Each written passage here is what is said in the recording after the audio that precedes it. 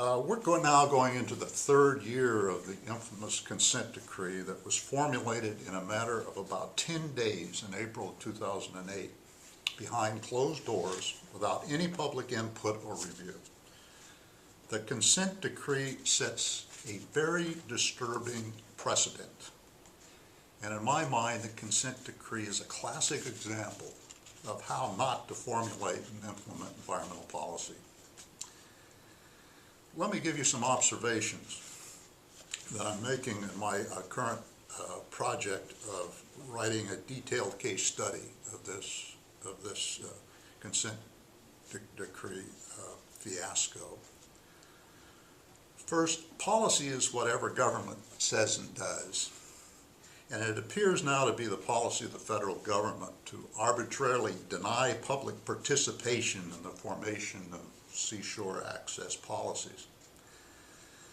The federal court and the NPS, National Park Service, ignored the right of the public to see and know the business of government and to have an input into the policy development process. The public was never made aware of the intentions or the reasons the Park Service aligned itself with environmental activist organizations to deny public access. The consent decree represents Department of Interior and National Park Service agencies to recognize the enabling legislation, the citizen rights, the past promises of access to the environment. The consent decree established a denial of access provision that converts a large section of the Cape Hatteras National Seashore established in Congress for recreational uses of people now into a bird and turtle sanctuary for a large part of the visitor season. In my mind, there's been an abdication of federal responsibility for national seashore management, passing the management direction over to politically powerful environmental activist groups who have no legal authority and, more importantly, no technical competence to manage a national seashore.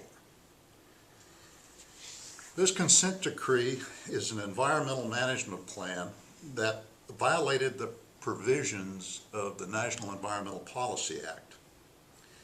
As required by that act, all management programs implemented by the federal government must be examined in advance of implementation as to how they affect the environment. The consent decree replaced a publicly reviewed interim management plan that complied with the National Environmental Policy Act, and it replaced it with a highly restrictive plan that were not reviewed at all publicly in advance of its implementation. The National Park Service failed to serve the interests and needs of the public, to mount any argument on behalf of the defense of the interim management plan, which complied in every way with the Environmental Policy Act. The Environmental Policy Act is very short, one page. I encourage every citizen to read it. It's very easy to understand. There are no clear basis in published science, reviewed science, for the highly restrictive provisions, boundary restrictions in the consent decree. As data would show, there has been no benefit to wildlife over and above to the interim management plan, which was showing every signs of protecting wildlife, enhancing bird production, while at the same time allowing public access. Instead, what we've seen is an all-out attempt with wider areas for birds and protected species to control the predators, which are all a natural part of the food chain. So far, my count shows over 1,000 mammals have been slaughtered in the name of predator control, which many members of our society find disturbing. The public has been turned away and denied access to their recreational area. The cost to society, to the local community, has been in the millions of dollars.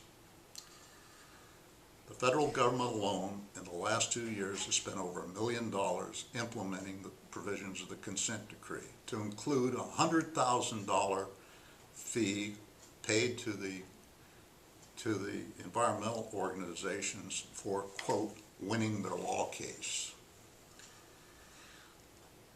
Economic losses have occurred to many island businesses, especially motels, campgrounds, restaurants, tackle shops, not to mention the ruined vacations of many visitors expecting access to the national seashore only to find access denied when they arrive here. I've been a visitor to the Outer Banks for over 40 years. This is the first year I have ever heard visitors coming to the Outer Banks saying they never intend to come back. Especially disturbing to me as a citizen soldier of this country, someone who fought against totalitarian governments and saw the price that Americans pay for liberty. Disturbing to me is to find within the consent decree a provision that I can only refer to as a public punishment provision. When vandals or criminals break through boundary lines of the consent decree, there's an automatic extension of the boundary.